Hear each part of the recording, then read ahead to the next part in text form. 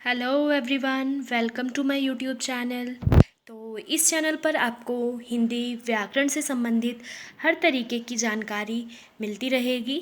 तो मैं यहाँ पर अपना जो पहला पाठ लेकर आई हूँ वह है भाषा, लिपि और व्याकरण। तो मैं यहाँ पर सबसे पहले जो इस चैनल की शुरुआत है वो व्याकरण के बिल्कुल शुरू से करना चाहूँगी, मतलब बेसिक से सिखाना चाहूँगी। तो आज मेरा पहला पाठ है भाषा, लिपि और व्याकरण। तो इस पाठ की सहायता से हम जानेंगे भाषा क्या होती है, लिपि और भाषा का क्या संबंध है और व्याकरण इन दोनों से किस प्रकार संबंधित है। तो आइए शुरू करते हैं। भाषा। इस चित्र की सहायता से हम देख सकते हैं कि जिस प्रकार मनुष्य बोलकर अपने भावों को व्यक्त कर रहा है, ठीक उसी तरह सभी पशु पक्षी भी अलग अलग आवाज़ें निकालकर अपने मन की बात प्रकट करते हैं। जैसे बत्तख क्वैक क्वैक, बिल्ली म्याऊं म्याऊं और कौवा काँव काँव। भाषा की परिभाषा। भाषा वह साधन है जिसके द्वारा मनुष्य बोलकर, सुनकर, लिखकर व पढ़कर अपने मन के भावों या विचारों का आदान प्रदान करता है। भाषा के प्रकार। भाषा कितने प्रकार की होती है? भाषा मुख्यतः दो प्रकार की होती है। पहली मौखिक भाषा, दूसरी लिखित भाषा। तो आइए इनका विवरण संक्षेप में जानेंगे। मौखिक भाषा। भाषा का वह रूप जिसमें एक व्यक्ति बोलकर विचार प्रकट करता है और दूसरा व्यक्ति सुनकर उसे समझता है, उसे मौखिक भाषा कहते हैं। ठीक है।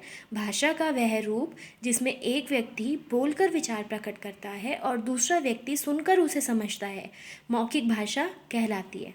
जैसे टेलीफोन, दूरदर्शन, भाषण, वार्तालाप, नाटक, रेडियो आदि।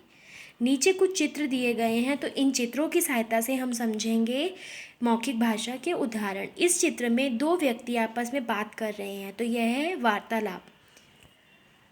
इस चित्र में एक व्यक्ति स्टेज पर खड़ा होकर भाषण दे रहा है, तो यह है भाषण। इस चित्र में एक महिला हमें टीवी पर दिखाई दे रही है, तो इसे हम दूरदर्शन कहेंगे। तो यह तीनों मौखिक भाषा के उदाहरण हैं, क्योंकि तीनों में ही हम कहीं पर कोई व्यक्ति बोल सकता है तो दूसरा उसको सुन सकता है। ठीक है। तो बोलना और सुनना ये मौखिक भाषा के उदाहरण हैं। लिखित भाषा। भाषा का वह रूप जिसमें एक व्यक्ति अपने विचार या मन के भाव लिखकर प्रकट करता है और दूसरा व्यक्ति पढ़कर उसकी बात समझता है, लिखित भाषा कहलाती है। जैसे पत्र, लेख, समाचार पत्र आदि। पहले चित्र में आप देखेंगे पोती लिखकर अपने मन की बात दादाजी को बता रही है। दादाजी पढ़कर अपनी पोती के मन की बात समझ रहे हैं। तो दूसरे चित्र में हमने क्या देखा कि दादाजी पढ़कर अपनी पोती के मन की बात को समझ रहे हैं। पोती ने लिख के बताया और दादाजी ने उसको पढ़ के समझा।